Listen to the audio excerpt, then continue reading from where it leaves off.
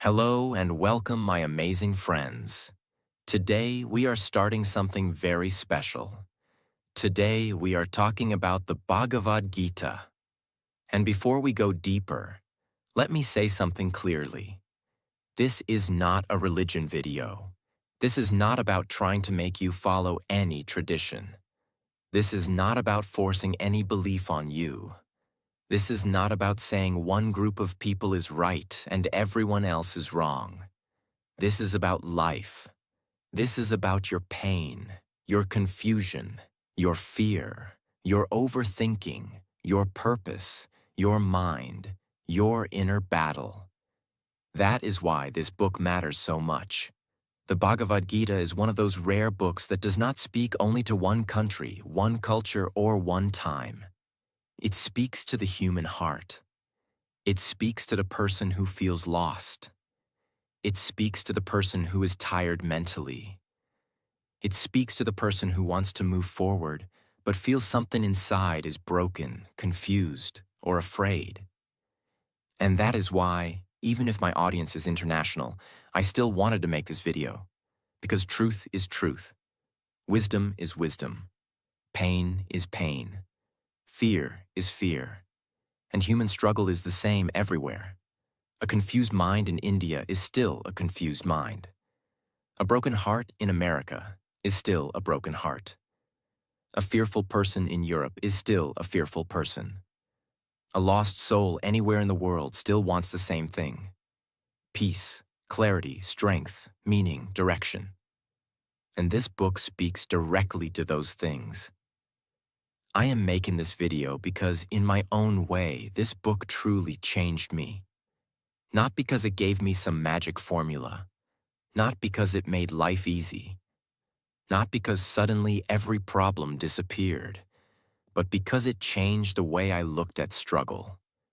It changed the way I looked at fear. It changed the way I looked at responsibility. It changed the way I looked at pain. And most importantly, it changed the way I looked at myself. This book made me understand that many of the answers we are desperately searching for outside are actually connected to something deeper inside us. That is why I truly believe this book carries answers to the deepest questions people ask in life. Questions like, why am I suffering? Why am I so confused? Why do I overthink so much? Why do I feel afraid even when I know what I should do? How do I stay calm in difficult times? How do I control my mind? How do I do my duty when my heart feels weak? How do I live with peace in a world full of pressure? How do I become strong without becoming hard? How do I keep going when life feels heavy? The Bhagavad Gita does not answer these questions in a cheap way. It does not give shallow comfort. It does not just tell you to be positive and move on. No, it goes deeper. It enters the battlefield of the human mind. And that is why this book is so powerful. Because the Bhagavad Gita begins not with celebration, not with victory, not with peace, but with a breakdown. A strong man breaks down. A warrior loses clarity. A capable person becomes confused. A person with great skill suddenly does not know what to do. And if we are honest, that is where many people are today. They are not weak. They are not useless. They are not empty. They are just internally fighting a battle no one else can see. The Bhagavad Gita is not just a book of words. It is a mirror. It shows you your fear. It shows you your attachment. It shows you your ego. It shows you your weakness. But it also shows you your hidden strength. It reminds you that your confusion is not the end of your story. It reminds you that your breakdown can become the beginning of your awakening. It reminds you that inside your pain, there can still be purpose. Inside your fear, there can still be courage.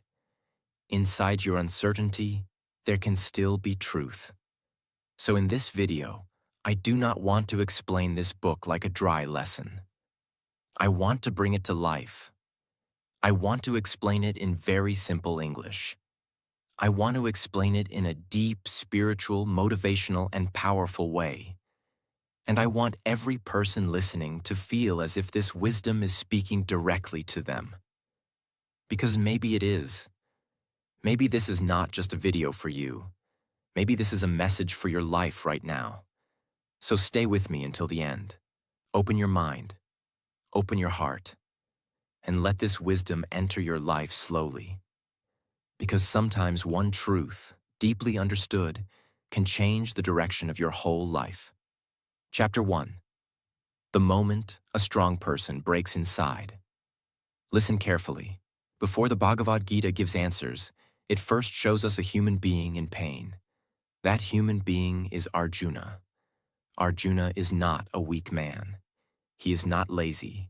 He is not foolish. He is not a person with no ability. He is strong. He is disciplined. He is respected. He is skilled. He is a warrior. But in the most important moment of his life, he breaks down.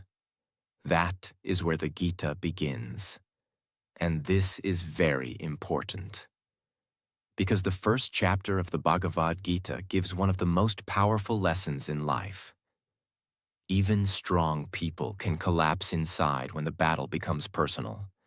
Sometimes people think only weak people cry. Only weak people feel fear. Only weak people become confused. Only weak people want to run away. But that is not true. Sometimes the strongest-looking people are carrying the deepest pain. Sometimes the person who smiles outside is breaking inside. Sometimes the person who looks brave to the world is full of questions in private. Sometimes the person who has talent, experience, and abilities still feels lost when life puts them in a painful situation. That is Arjuna. And that is also many people listening to this video. Outwardly, life may look normal. Maybe you wake up, work, talk, smile, eat, and keep moving. But inside, something feels heavy. Inside, you are fighting thoughts nobody can see. Inside, you are asking questions you cannot answer. Inside, you may be tired of pretending to be okay. It starts with a human being who can no longer hide his inner battle. Arjuna stands on the battlefield and looks around. He sees teachers, he sees family, he sees loved ones, he sees people connected to his life. And suddenly, the battle is no longer just a battle. It becomes emotional. His strength shakes, his confidence falls, his clarity disappears, his body reacts, his mind becomes disturbed, his heart becomes weak. And he says, in his own way, I cannot do this. Now stop here and think deeply. How many people are living this same chapter right now? Not on a battlefield with weapons, but on the battlefield of life. A person knows they need to take action, but fear stops them. A person knows they need to speak the truth, but emotions stop them. A person knows they need to move forward, but attachment stops them.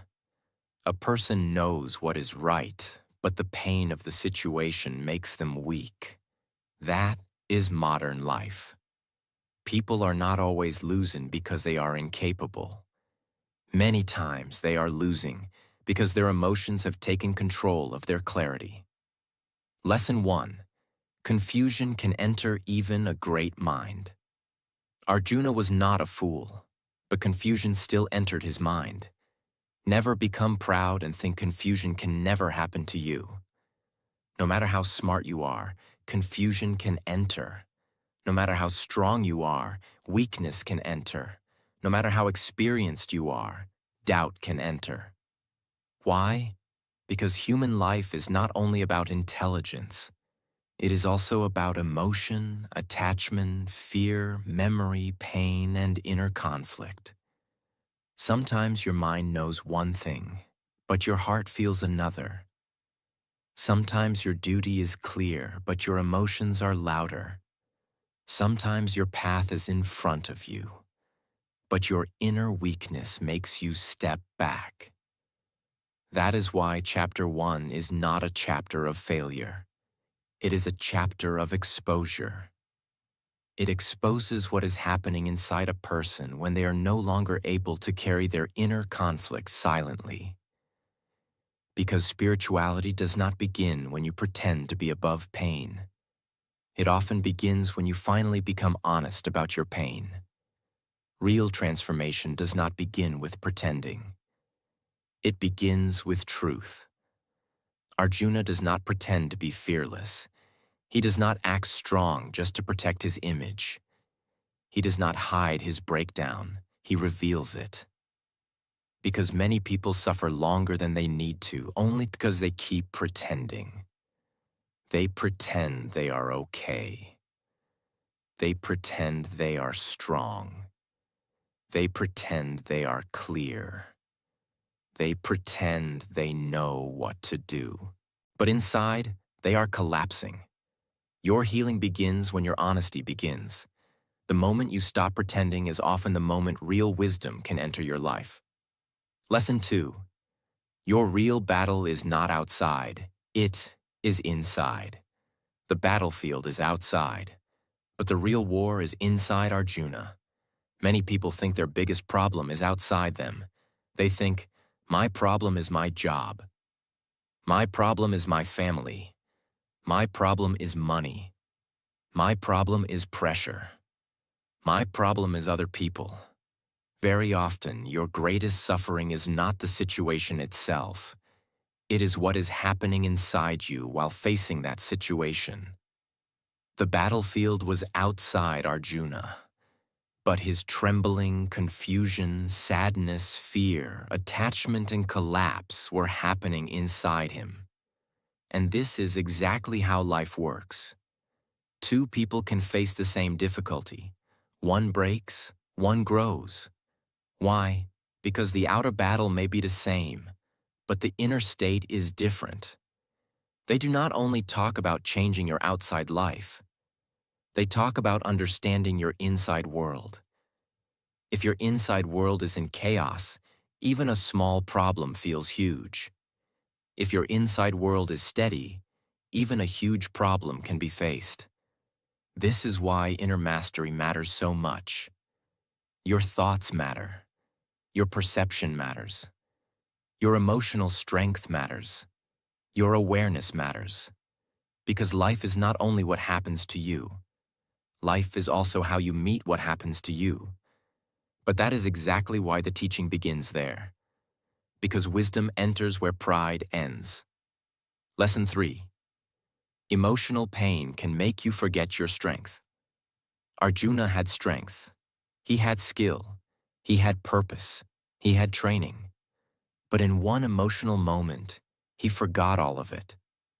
This is a very human thing. Sometimes one painful situation can make you forget everything good about yourself. One rejection can make you forget your worth. One failure can make you forget your ability. One painful season can make you forget your purpose. One emotional wound can make you think you are weaker than you really are. This is what happens when pain takes over perspective. Pain narrows your vision. It makes the problem look bigger than your power. It makes fear look wiser than courage. It makes escape look smarter than action. It makes weakness feel like truth. Just because you feel weak does not mean you are weak. Just because you feel lost does not mean you have no path. Just because your mind is shaking does not mean your soul has become small. Just because your emotions are loud does not mean truth has disappeared. Many people need to hear this, because there are moments in life when your feelings lie to you. Your feelings may say, "You cannot do this.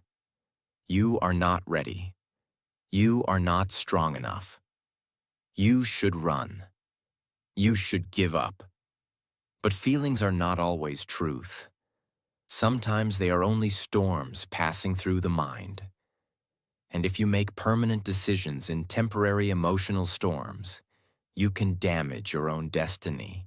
It warns us about what happens when emotional pain becomes stronger than inner clarity. Lesson 4. Breakdown is not always destruction. Sometimes it is the beginning of wisdom. Arjuna's breakdown feels negative. It feels painful. It feels like weakness. But without that breakdown, the conversation of the Gita would not begin. If Arjuna had stayed proud, silent, and false, he would not have received the wisdom that changed everything. His collapse became the doorway to guidance. Sometimes the moment that embarrasses you becomes the moment that awakens you. Sometimes the moment you feel most broken becomes the moment you finally become open. Sometimes the moment you say, "I do not know what to do," becomes the first moment you are truly ready to learn. To understand that pain is not always punishment. Sometimes pain is preparation. Sometimes confusion is not there to destroy you. Sometimes it is there to bring you to a deeper truth. Sometimes life lets your old confidence break because it wants to build real wisdom in its place. That is why you should never hate every hard season of your life. Some seasons break your illusion so truth can enter. Some seasons break your pride so humility can enter. Some seasons break your false identity so your deeper self can awaken. So when you read chapter 1, do not only see weakness, see the sacred beginning of transformation. See the moment a human being becomes ready for higher guidance. See the moment where ego is shaken and truth gets a chance to speak. Lesson 5. It is not wrong to feel lost, but it is dangerous to stay lost. It shows compassion toward the struggling human mind. And that is important for your audience too, because many people already feel ashamed of their pain.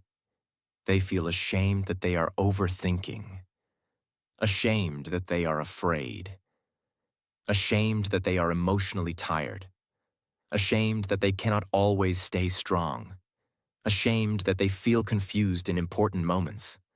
But the Gita does not begin by insulting human struggle. It begins by showing it. That alone is healing. It tells you, you are not strange for struggling. You are not broken for feeling confused. You are not weak for feeling emotional. But at the same time, the Gita also shows something important. You cannot build your life by sitting forever in confusion. You cannot remain permanently in collapse. You cannot worship your sadness. You cannot make your fear your identity. You cannot turn your emotional state into your permanent home. You may enter confusion, but you must not build your house there. You may feel weak, but you must not decide that weakness is who you are. You may cry, you may shake, you may question, you may pause. But then you must listen, rise, understand, and move. This is where motivation enters. True motivation is not fake excitement. It is deeper than that. True motivation is the moment you realize, yes, I feel lost, but I do not have to remain lost. Yes, my mind is disturbed, but I can learn to steady it.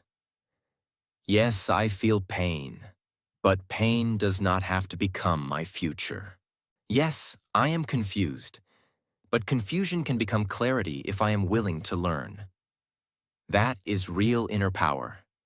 Today, millions of people are living in this chapter. They look fine outside, but inside, they are mentally exhausted.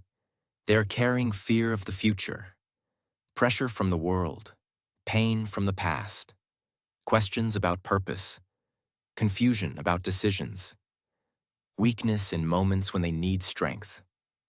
Many of them do not need more noise. They do not need more pressure. They do not need more fake motivation. They need wisdom. They need something that understands their inner battle. They need something that speaks to the part of them that is silently collapsing. They need something that does not only tell them to work harder, but teaches them how to see clearly when their heart feels heavy. That is why this chapter is so powerful. It says, before action, understand your condition. Before victory, face your inner collapse. Before wisdom transforms you, honesty must open you. If we go even deeper, Chapter 1 teaches that the first step of spiritual growth is not perfection. It is awareness. Awareness of your attachment. Awareness of your emotional weakness. Awareness of your fear. Awareness of your confusion. Awareness of the fact that you cannot save yourself with ego alone. Many people think spirituality means always looking peaceful, always sounding wise, always acting calm. But that is not how it begins. Spiritual awakening often begins when a person sees clearly. My mind is not in control. My emotions are pulling me. My attachment is making me weak. My fear is shaping my choices. I need a deeper truth than my current thinking. Chapter 2. The truth about who you really are. After Arjuna breaks down in Chapter 1, Krishna begins to speak. But Krishna does not begin with a soft, surface-level answer. He does not say, "It's okay, just relax." No, he goes to the deepest truth first. He begins by showing Arjuna that his suffering is coming from a very deep confusion. And that confusion is this: Arjuna has forgotten who he really is. Because most human pain becomes so powerful only when a person begins to identify only with the body, emotions, temporary events, and outer situations.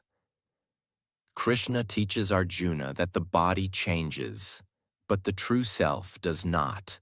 The body is born, the body grows, the body becomes weak, the body dies. But the soul, the deeper self, the true essence of who you are, does not die. It is eternal. Krishna is teaching Arjuna, you are not just this temporary body. You are not just this moment of fear. You are not just this emotional pain. You are not just this passing confusion. You are something deeper, and this matters so much. Because the moment a human being sees life only from the body level, everything becomes frightening. Loss becomes unbearable. Change becomes terrifying. Pain becomes everything. Death becomes the greatest fear. Failure feels like the end. Aging feels like loss. Temporary pain feels permanent. But when a person starts understanding that the outer form changes while the deeper self remains, a new type of strength enters life. This is not the strength of muscles. This is not the strength of money. This is not the strength of status. This is inner strength. The kind of strength that helps a person stay standing even when life changes. Krishna is not speaking to Arjuna only as a warrior. He is speaking to him as a soul that has forgotten its own nature. And that is exactly what happens to many people today. They think they are only what the world sees. They think, I am my job. I am my money. I am my success. I am my failure. I am my appearance. I am my reputation. I am what people say about me. I am what happened to me. And because of that, they suffer deeply. Because all of these things can change. And when you build your whole identity on things that change, your peace will also keep changing. It begins rebuilding human identity from the ground up. Krishna is telling Arjuna, do not see yourself as small. Do not see yourself as only this body in fear. Do not see yourself only through pain. See deeper. You are not here just to react to life. You are here to understand life and live with wisdom. Lesson 1. Stay steady in pleasure and pain. Krishna then teaches Arjuna something that every human being needs to hear. He explains that heat and cold, pleasure and pain, gain and loss, success and failure come and go. They are temporary. This is a huge lesson, because most people destroy their own peace by treating temporary things as permanent truths. A difficult season comes and they think life is over. A painful emotion comes and they think they will feel like this forever. A failure comes and they think they are a failure forever. A moment of rejection comes and they think they are unworthy. But Krishna says no. These things come and go. They are part of life's movement. And your growth depends on learning how to endure them without losing yourself. This is not coldness. This is not emotional suppression. This is emotional maturity. It means you stop being controlled by every changing experience. If something good happens, you stay balanced. If something painful happens, you stay balanced. If praise comes, you stay balanced. If criticism comes, you stay balanced. Why? Because your center is no longer outside you. Most people live like leaves in the wind. One compliment makes them feel strong. One insult makes them feel broken. One success makes them proud. One failure makes them hopeless. They are always moving up and down because their peace depends on what happens around them. But Krishna teaches a different way to live. He teaches steadiness. He teaches that the person who learns to remain balanced in changing situations becomes truly fit for wisdom and inner freedom. Real power is in not being destroyed by every situation. Lesson 3. Focus on action, not on the fruits of action. Krishna tells Arjuna that he has a right to action, but not to the fruits of action. This means do your duty, do your work, do your best, act with sincerity, but do not become mentally trapped by the result. This teaching is so powerful because most people are not destroyed by action. They are destroyed by anxiety about results. They do not study peacefully because they are terrified of marks. They do not work peacefully because they are obsessed with success. They do not create peacefully because they are afraid of judgment. They do not speak because they fear rejection. They do not start because they fear failure. So even before doing the work, they are already mentally exhausted. Krishna cuts through this problem directly. He tells Arjuna, your job is not to control everything. Your job is to act rightly. Results are not always in your hands. Effort is in your hands. Intention is in your hands. Discipline is in your hands. Courage is in your hands. But the final result is shaped by many things beyond your control. This one lesson alone can free a person from huge mental suffering, because it teaches you how to work with peace, not lazily, not carelessly, but peacefully. Imagine how life changes when you stop saying, what if I fail? What if this does not work? What if people do not like it? And instead say, my duty is to give my best. My responsibility is action. I will not waste my energy trying to control what is beyond me. That is freedom. Lesson 4. A stable mind is the beginning of wisdom. Krishna then describes the qualities of a person with stable wisdom. He explains what a truly wise person looks like. Not someone who only speaks big words. Not someone who only looks spiritual outside. But someone whose mind has become steady. A wise person is not dragged here and there by desires. A wise person is not broken by fear. A wise person is not intoxicated by pleasure. A wise person is not burning with anger over every small thing. This person has learned to stay centered. This is important because many people think wisdom is only knowledge. But Krishna shows that wisdom is also a state of being. You can read many books and still be unstable. You can speak beautifully and still be weak inside. You can sound intelligent and still be ruled by anger, fear, desire, and ego. So what matters is not only what you know. What matters is what your inner state has become. Lesson 5. When desires endlessly pull your mind outward, your peace disappears. When your senses control you, your clarity disappears. When your attachment becomes too strong, your suffering becomes deep. So if you want wisdom, you must also learn inner discipline. It gives a complete foundation for life. Know who you are. Accept that life changes. Do your duty without attachment to results. Build a stable mind. And from that inner steadiness, live your life. Chapter 3. Why you must act and never escape your duty. After hearing the deep wisdom of Chapter 2, Arjuna becomes confused again. He wonders, if wisdom is so important, if peace is so important, then why act at all? Why not leave everything and avoid difficult responsibilities? This is a very human question. Even today, people ask this in different ways. If life is stressful, why not run away? If responsibility is painful, why not avoid it? If action brings struggle, why not do nothing? Krishna explains that no human being can truly live without action. Action is part of life. Even when you think you are doing nothing, you are still acting in some way. You are thinking, choosing, avoiding, moving, responding. So the question is not whether you will act. The real question is, will you act with wisdom, or will you act with ignorance? This chapter destroys one of the biggest illusions people have. The illusion that avoiding responsibility will bring peace.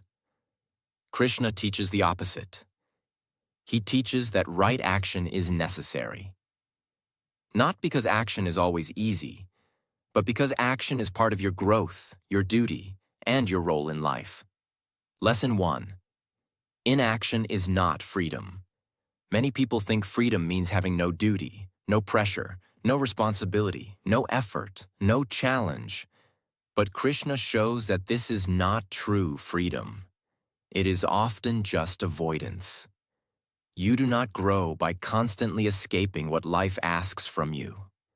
You do not become peaceful by running away from difficult duties. You do not become strong by always choosing comfort. This is deeply relevant today. Many people delay action because they are afraid. They say they are waiting for the right time, but often they are just afraid. They say they are protecting their peace, but sometimes they are just escaping effort. They say they are not ready, but sometimes readiness comes only after action begins. Krishna teaches that avoiding your rightful duty weakens you. Why? Because every time you run from what you know you should do, your self-respect becomes smaller. A person may fool the world for some time, but deep inside, they know when they are avoiding life. And that avoidance creates inner heaviness. It reminds people that peace does not come only from sitting still. Peace often comes from doing what must be done with the right attitude. Lesson 2. Do your duty for the right reason. Krishna tells Arjuna to perform action without selfish attachment. This means you do not act only for greed, ego, praise, or personal gain. You act because it is right, because it is your role, because it contributes to the order of life, because it is your duty. This is called karma yoga, and it is one of the most practical teachings ever. It means your actions themselves can become a path of growth if you act with the right mindset. You do not need to leave the world to become deeper. You do not need to reject work to become spiritual. You can grow through action itself. How? By changing the inner quality of your action. For example, You can work only for ego, comparison, and praise. Or you can work with sincerity and contribution. You can serve your family with resentment. Or you can serve with love and awareness. You can build your future with anxiety and greed. Or you can build it with discipline and purpose. The outer action may look similar, but the inner energy changes everything. This is what makes the Gita so powerful for modern life. It does not tell everyone to run away to a mountain.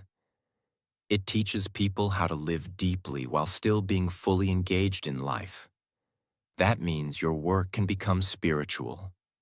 Your duty can become spiritual. Your discipline can become spiritual. Your action can become a path to inner growth. The third great teaching of Chapter 3. Desire is the enemy that clouds wisdom. Then Krishna identifies one of the greatest problems in human life. He says that desire, especially selfish and uncontrolled desire, is a powerful enemy. Now, desire here does not simply mean every wish or dream. It means that restless craving which takes over the mind and makes a person lose clarity. It is the energy that says, I must have this now. I cannot be peaceful without it. My whole happiness depends on getting this. If I do not get this, I will burn inside. This kind of desire becomes dangerous because it clouds wisdom. It takes away patience. It takes away balance. It takes away right judgment.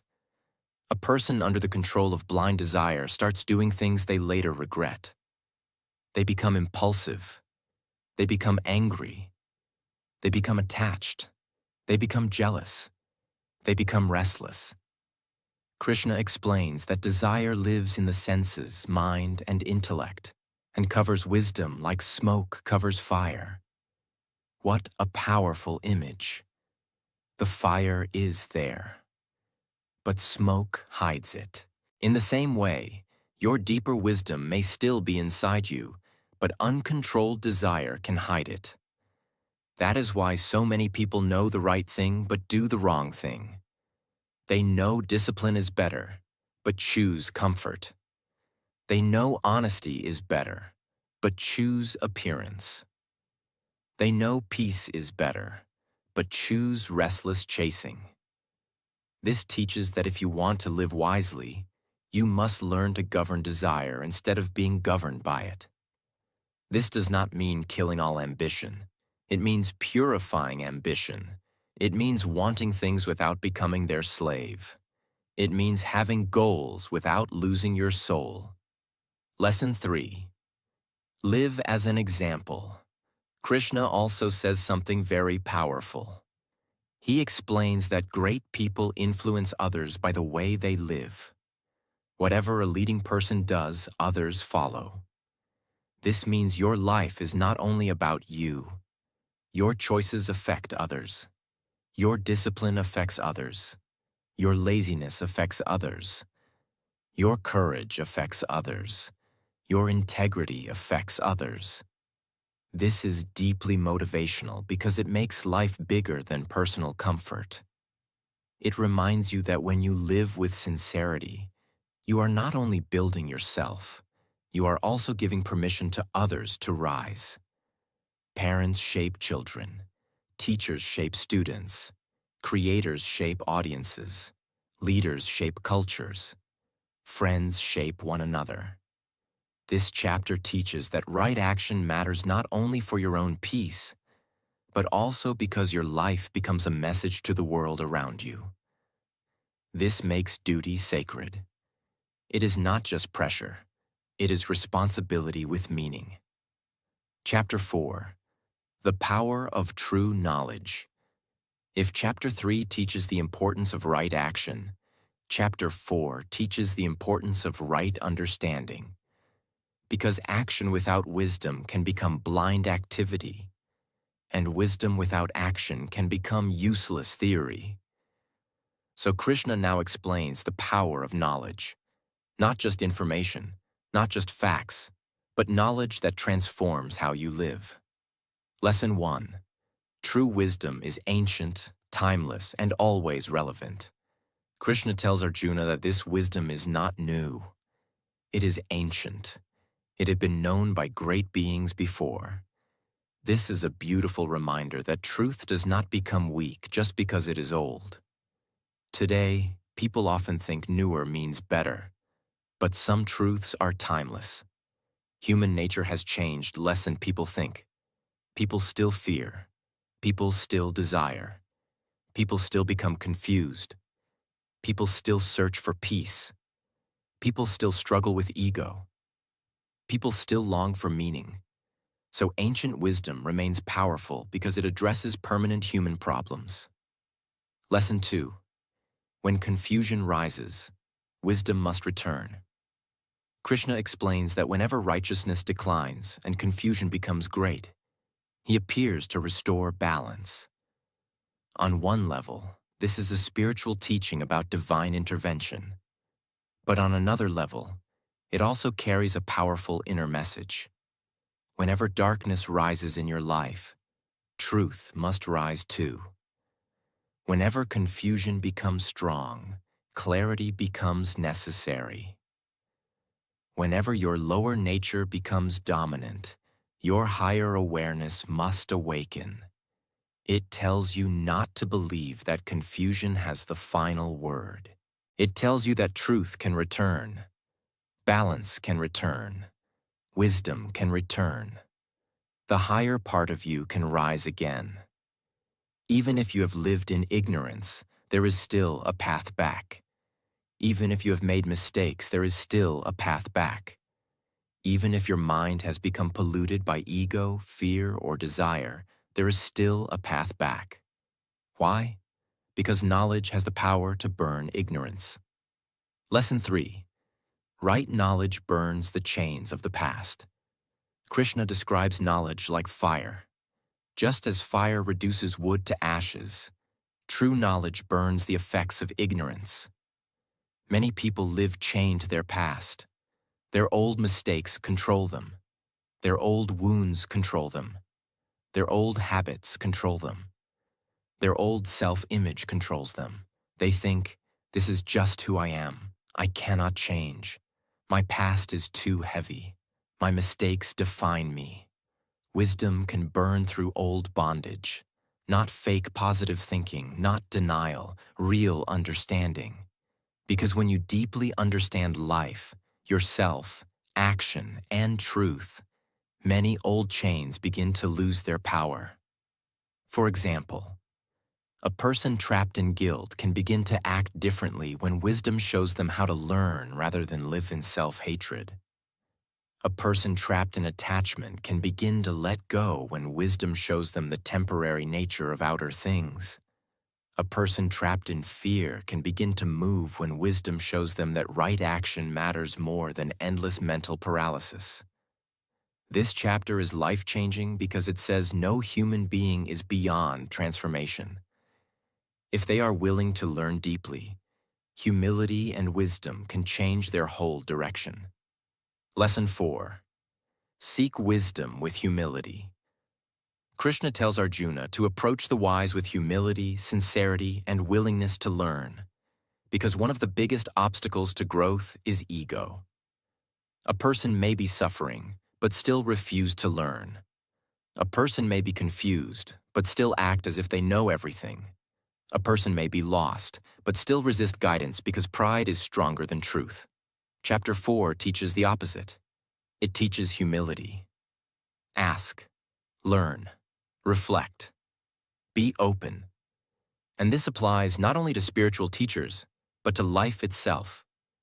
If life keeps teaching you the same lesson, maybe stop resisting it. If your patterns keep creating pain, maybe become curious about them. If wiser voices are trying to show you something deeper, maybe listen. Humility is not weakness. Humility is what allows truth to enter. This is deeply inspirational because it means growth is always available to the sincere person. Not the person pretending to know everything, but the person willing to learn. Lesson 5. Knowledge and action must come together. By the end of this chapter, Krishna is not telling Arjuna to become only a thinker. He's not saying, just sit and collect ideas. He's showing him how knowledge should purify action. When you understand deeply, you act differently. You act with less ego. You act with less fear. You act with less selfishness. You act with more purpose. You act with more calmness. This is very important. Because real knowledge is not just something you remember. It is something that changes your life. If a person says they know truth but still lives carelessly, blindly, selfishly, and without awareness, then that knowledge has not yet entered deeply enough. So Chapter 4 gives a complete message. Learn deeply. Burn ignorance. Be humble. Seek truth. And then live from that truth. Chapter 5. When you feel pressure, even while doing everything right. Arjuna looks at Krishna and says, I am doing everything I should do, but still my mind feels heavy. I don't feel peace. Krishna answers calmly, you are not tired because of your work. You are tired because you are carrying everything inside your mind. You are working, but at the same time you are thinking about results. You are imagining the future. You are trying to control what has not even happened yet. And that is why your mind feels pressure. Think about your own life for a moment. You are doing your work, but your mind is somewhere else. It is thinking, what if this fails? What if things go wrong? What if I don't get what I want? Because of this, even simple work starts feeling heavy. The problem is not the action. The problem is the attachment behind the action. When your peace depends on the result, your mind becomes restless. When your happiness depends on an outcome, you lose your stability. Now understand this deeply. You don't need to stop working. You don't need to stop caring. You don't need to give up your goals. You just need to stop carrying everything inside. Do your work with full effort. Stay committed. Stay disciplined. But inside, remain free. Work like everything depends on you, but stay peaceful, like nothing depends on you. The moment you stop holding everything so tightly, your pressure starts disappearing. Chapter 6. When you realize your mind is controlling you. There comes a moment when you notice something very uncomfortable. Your mind is not listening to you. You try to focus, but it runs away. You try to stay calm, but it creates fear. You try to move forward, but it pulls you back with doubt. This is where most people lose control of their life. Not because life is too difficult, but because their mind is not trained. Your mind keeps moving between past and future. It reminds you of mistakes. It shows you worst-case scenarios. It creates imaginary problems. And without realizing it, you start believing everything it says. Now pause and ask yourself honestly, are you controlling your mind? Or is your mind controlling you? Because if your mind is your master, your life will always feel unstable. But this can change, not in one day, not instantly, but slowly, with practice. Every time your mind runs, bring it back. Every time it creates fear, bring it back. Every time it goes into overthinking, bring it back. Again and again. At first, it will not listen. It will feel difficult. You will feel like nothing is changing. But if you stay consistent, something powerful begins to happen. Your mind starts becoming calmer. Your thoughts start slowing down. Your reactions start becoming controlled. And one day, you realize something important. The same mind that once controlled you is now working for you. A controlled mind can stay calm in chaos, take action without fear, and focus without distraction. That is real strength. Chapter 7. When you stop believing everything your mind says. Most of the confusion in your life is not because life is complicated. It is because your thinking is not clear. You see something and immediately create a story around it. You feel something and immediately believe it is true. You think something and assume it must be right. But your mind is not always showing you reality. Sometimes it is showing you fear. Sometimes it is showing you desire. Sometimes it is showing you insecurity. And you accept it without questioning. You think something will make you happy, but when you get it, the feeling fades. You fear something will destroy you, but when it happens, you handle it. So what is happening? You are living on the surface. You are reacting without understanding. Now start changing this. Instead of believing every thought, start questioning it. Ask yourself, is this really true? Is this really important? Or is my mind exaggerating it? Slowly, you will begin to see clearly. You will stop chasing things that don't matter. You will stop fearing things that are not real. You will stop reacting to everything. And when your vision becomes clear, your life becomes simple. Clarity removes confusion. Awareness removes unnecessary suffering. Chapter 8. When you understand that your thoughts are creating your future. Look at your daily thinking pattern, not once, but again and again. What do you think about most? Because that is shaping your life. If your mind is always focused on fear, your life starts feeling heavy. If your mind is focused on growth, your life starts moving forward. Your thoughts are not small. They are powerful. What you repeat becomes your habit. What becomes your habit becomes your personality. What becomes your personality becomes your life. This is happening every day, whether you notice it or not. Most people let their mind go anywhere. They keep thinking negative thoughts, worrying about things, overanalyzing situations. And then they wonder why their life feels stuck. But the truth is simple. Your life is moving in the direction of your repeated thoughts. So start becoming aware. Bring your focus back to what matters. Again and again. It will not be perfect in the beginning, but slowly your thinking will change. And when your thinking changes, your life begins to change. Chapter 9. When you stop fighting life. One of the biggest reasons you feel tired is because you are constantly resisting life. You want things to go your way. You want everything to be perfect. You want situations to match your expectations. And when they don't, you feel frustrated. You think, this should not happen. This is not right. This is unfair. But that resistance creates suffering. The more you fight reality, the more pressure you feel inside. Now understand this clearly. You cannot control everything in life, but you can control how you respond to it. You can keep fighting everything, or you can learn to accept and act. Acceptance does not mean giving up. It means you stop wasting energy on things you cannot change.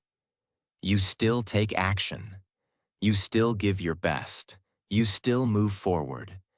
But inside, you are not constantly fighting what is happening. And this creates peace, because now your mind is not stuck in resistance. You trust yourself. You trust that you can handle whatever comes. And that trust removes fear. You become calm, not because life becomes easy, but because you stop fighting every moment of it. You don't need to change everything outside. You need to understand what is happening inside. When you stop holding too tightly, your pressure disappears. When you train your mind, your life becomes stable. When you see clearly, your confusion disappears. When you control your focus, your future becomes powerful. When you stop fighting life, your peace returns. And this is where real change begins. Chapter 10. When you start seeing power everywhere.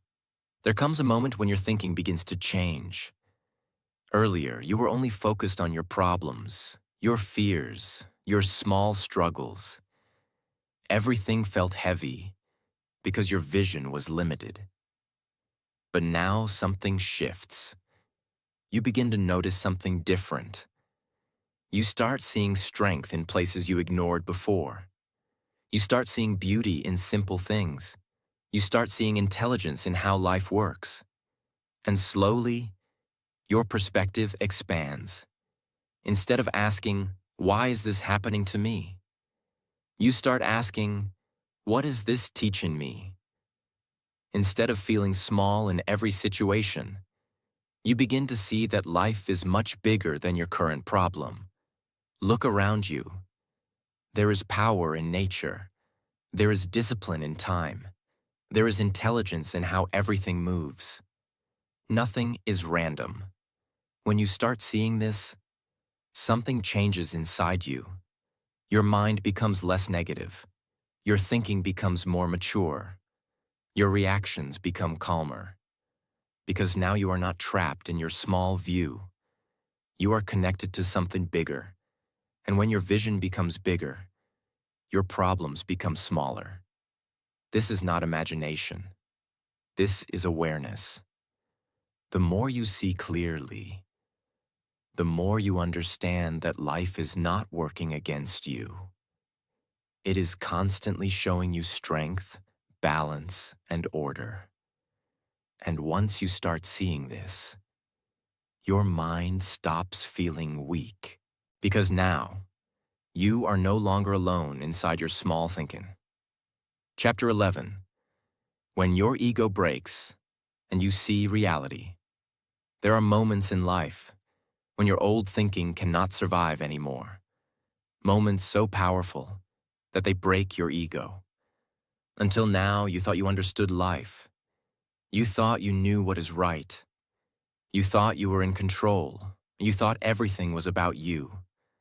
But suddenly, you see something bigger, something that makes you realize you are not the center of everything.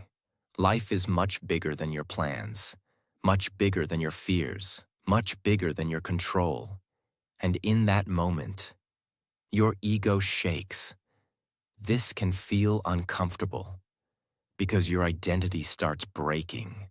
Your old beliefs start falling. Your assumptions start collapsing. But this is not destruction. This is awakening. Because ego always keeps you limited. It makes everything personal. It makes you react to everything.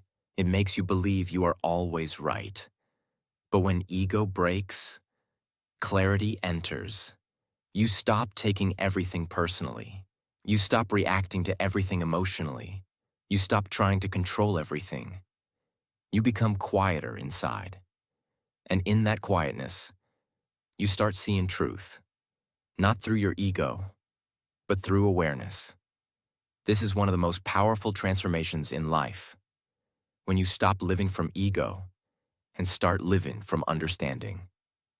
Chapter 12. When your heart becomes calm and steady. Strength is not only in the mind. Strength is also in the heart. There are people who look strong outside, but inside they are restless, angry, and unstable. And there are people who look simple, but inside they are calm, steady, and peaceful. Now understand this. A peaceful heart is not created by controlling everything outside. It is created by how you live inside. When you stop being full of ego, your heart becomes lighter.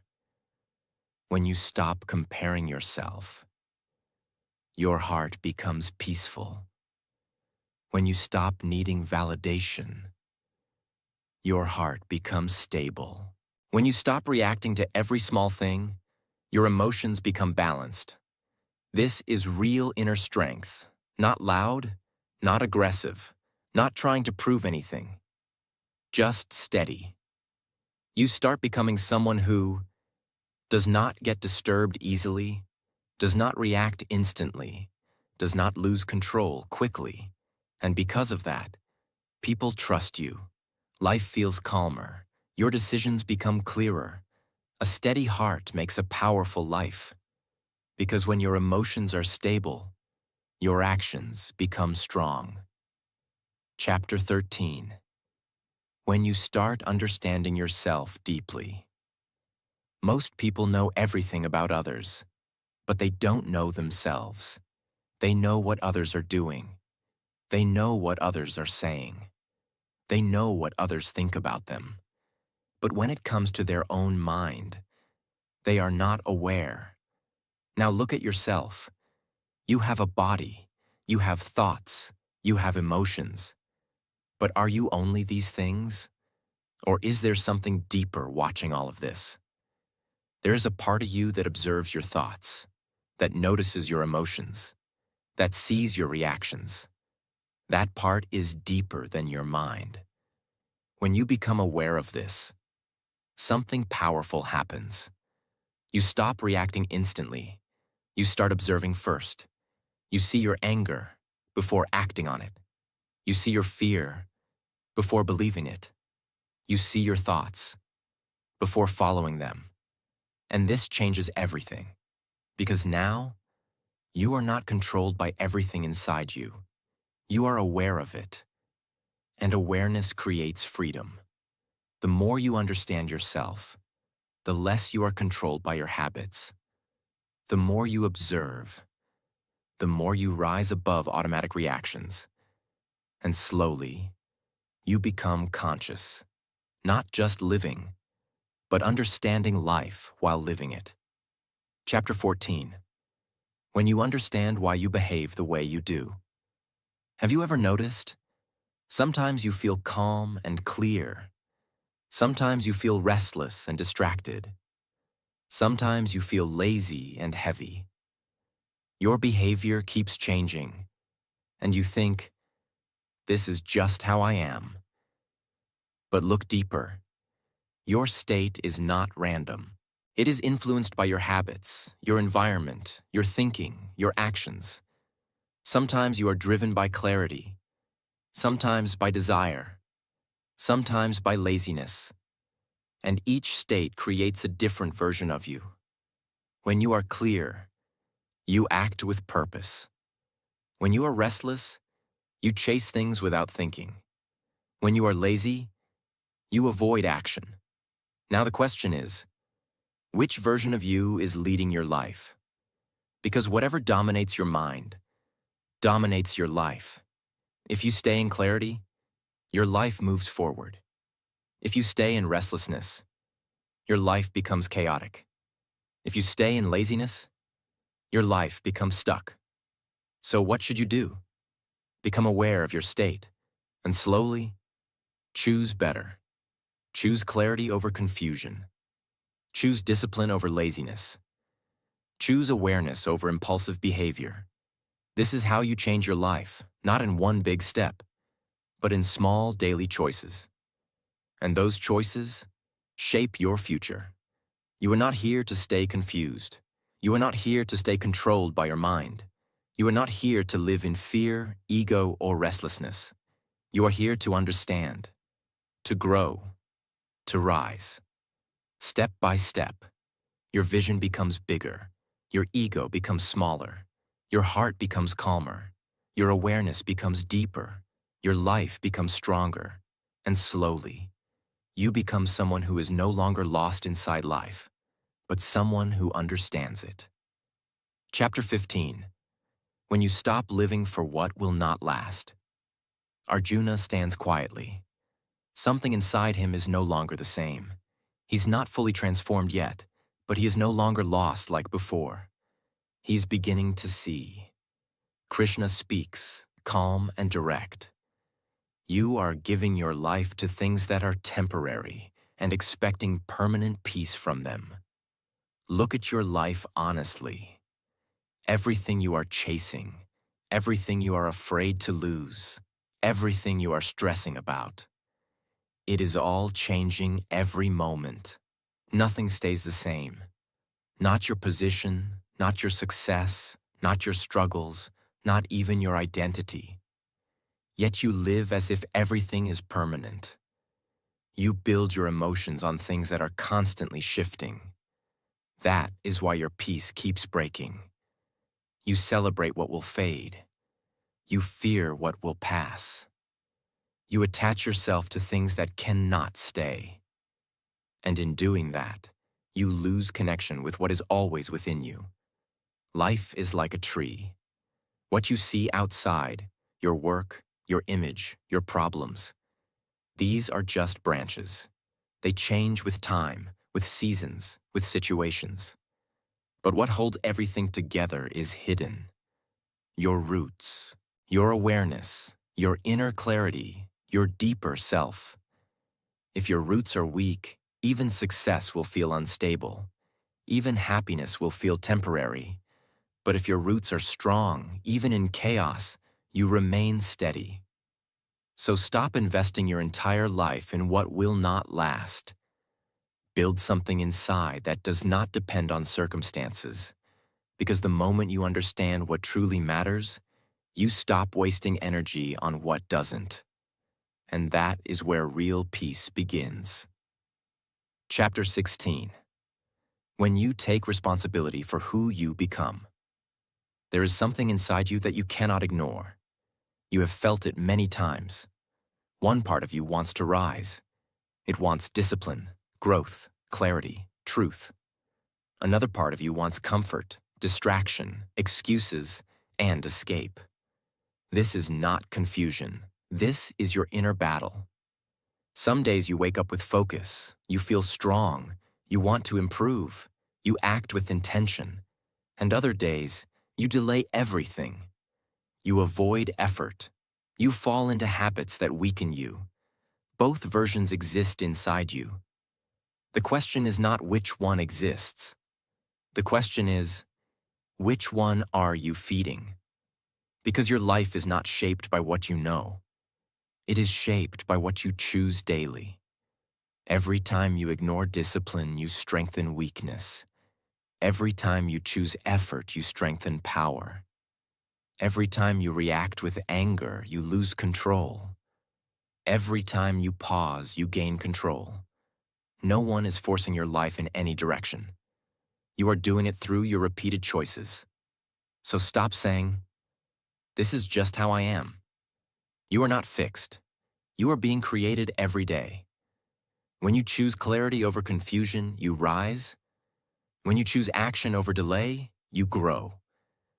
When you choose awareness over impulse, you become stronger. And slowly, without even noticing, your higher self becomes your natural state. Chapter 17. When you change what you believe about yourself. Your life is not controlled by your situation as much as it is controlled by what you believe. Two people can stand in the same place, face the same challenge, and yet live completely different realities. One sees possibility, the other sees limitation. One takes action, the other holds back. The difference is not the situation. It is belief. What you believe about yourself shapes everything. It decides how you think, how you act, how you respond, and how far you go. If you believe you are not ready, you will hesitate. If you believe you are not capable, you will stop trying. If you believe life is against you, you will feel stuck even when opportunities are around you. But here is the truth most people ignore. Your belief is not reality. It is something you have built over time. It came from your past, from what people told you, from what you repeated in your mind again and again. And because you repeated it, it started feeling like truth. But anything that is built can be changed. The moment you start questioning your belief, Your thinking changes. The moment your thinking changes, your actions change. And when your actions change, your life begins to move in a new direction. So be careful what you accept as truth inside your mind, because what you repeat becomes your belief, and what you believe becomes your life. Chapter 18. When you finally decide to rise, now everything becomes quiet. The confusion that once controlled you is no longer as strong. The fear that once stopped you does not feel as powerful. The overthinking that once trapped you is slowly fading. Not because life became easy, but because you started understanding. Arjuna stands there, but he is no longer the same person. Earlier, he was full of doubt, fear, and emotional collapse. Now he is steady, not perfect, but clear. And in that moment, Krishna does not force him. He does not command him. He simply leaves him with awareness. Now you see. Now you understand. Now the choice is yours. This is the most important moment of your life too, because no one can live your life for you. No one can make your decisions. No one can force your growth. You can listen. You can understand. But in the end, you must choose. You can go back to your old patterns, overthinking, delaying, doubting yourself. Or you can move forward with clarity. You can keep waiting for the perfect moment. Or you can take action now. You can stay controlled by fear. Or you can act despite it. Everything you need is already inside you. The clarity, the strength, the awareness. It is all there. It was never missing. It was just covered. Now the question is not what should I do? The question is, will I act on what I already understand?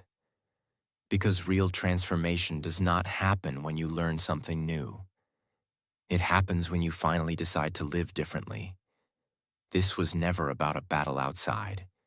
It was always about what is happening inside you. And once you see that clearly, you cannot go back to living unconsciously. Because now you know. Now you understand. Now you have a choice. And the moment you choose to rise, your life begins to change forever. Listen carefully. If you stayed till this moment, this is not just a video for you. This is a turning point. Right now you have two choices. You can close this video and go back to the same thinking, same fear, same confusion. Or you can take one step forward. Not a big step. Not a perfect step. Just one honest step. Because your life does not change when you learn something new. Your life changes when you decide to act differently. You don't need to be perfect. You just need to be aware. Aware of your thoughts, your actions, and your patterns. And slowly, you start changing. You start controlling your mind instead of your mind controlling you. You start taking action instead of waiting for the perfect moment. You start trusting yourself instead of doubting everything. And one day you look back and realize you are not the same person anymore. Not louder, not aggressive, but calmer, stronger, clearer. That is real transformation. You may not be standing on a battlefield like Arjuna, but inside you, the same battle is happening every day. And now, you are no longer lost in that battle. Now you understand. Now you see clearly. Now you are ready. So don't wait. Don't overthink. Don't go back to your old patterns. Take control. Start small. Stay consistent. Because everything you are searching for, clarity, peace, strength, confidence, is already within you. You just needed to remember it. What you learned. You learned that your mind can either control you or become your greatest strength.